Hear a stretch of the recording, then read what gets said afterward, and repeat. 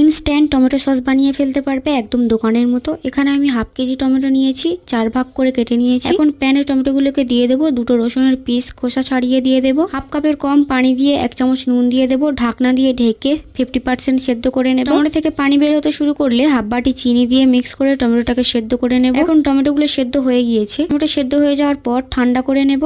গরম অবস্থায় ব্লেন্ড করা যাবে না, ঠান্ডা হওয়ার পর ব্লেন্ডারে পেস্ট করে নিয়েছি। একটা বাটিতে 1 চামচ কর্নফ্লাওয়ার, 2 চামচ হোয়াইট ভিনেগার দিয়ে মিক্স করে নেব। এটা টমেটোটাকে ঘন করতে সাহায্য করবে। এদিকে ওই একই প্যানে টমেটোর পেস্ট দিয়ে দিলাম, 2 তেজপাতা, 1টা লং আর হাফ দারুচিনি দিয়ে কর্নফ্লাওয়ারের পেস্ট দিয়ে অনবরত নাড়তে থাকবো। নাড়া বন্ধ করা যাবে না, তা না হলে নিচে লেগে যাবে।